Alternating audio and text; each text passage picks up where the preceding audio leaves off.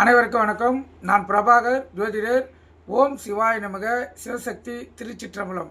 இப்போ நான் என்ன சொல்ல போகிறேன்னா, இந்த சிம்ம லக்கணக்காரங்களுக்கு எந்த திசை யோகத்தை தரும் என்பதை பற்றி தான் சொல்ல போகிறேன். கருத்தில் கொள்ளுங்கள். சிம்ம லக்கணத்துக்கு யோகத்தை தரக்கூடிய திசை பார்த்திங்கன்னா அது புதன் திசை தான்.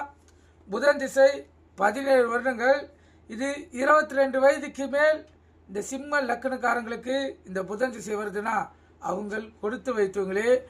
அனைத்து விதமான மகிழ்ச்சியும் அந்த ஜாதகரை வந்து சேரும்.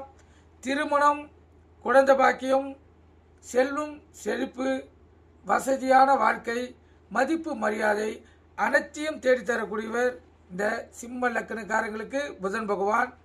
கருத்தில் கொள்ளுங்க. புத்திக்காரகன் புதன் தான்.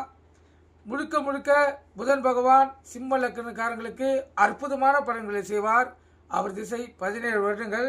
இப்போ சிம்மத்துக்கு ஜனாதிபதியான இவர் யோகரான அமைப்பு அனைத்து ஜாதகருக்கும் வழங்குவார். சூரியனுக்கு நட்பு கிரகமானவர் தன் திசையில் நல்ல பலன்களை அளிக்கவே செய்வார். சிம்மத்தில் சூரியன், சுக்கிரன், புதன் ஆகியவர் முக்கூட்டு ஒரு சிறப்பளிக்கும்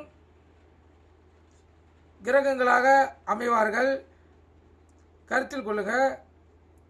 அப்படி ஒரு நிலையில் மூவரும் உத்திரம் 1 சூரியனும், பூரம் 1 சுக்கிரனும், மகம் 2 அல்லது பூரம் 1 புதனும், பூரம் 1, 2 இருப்பது ஒரு சிறப்பான நிலையை அந்த ஜாதகருக்கு அளிக்கும்.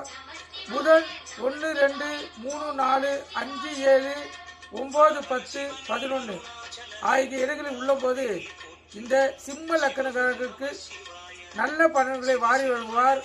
மற்ற இடங்கள் 3 மட்டுமே பலன்கள் சற்று குறையும். முழுக்க முழுக்க சிம்ம லக்கணக்காரர்களுக்கு அற்புத பலன்கள் வாங்குவார். நன்றி, வணக்கம்.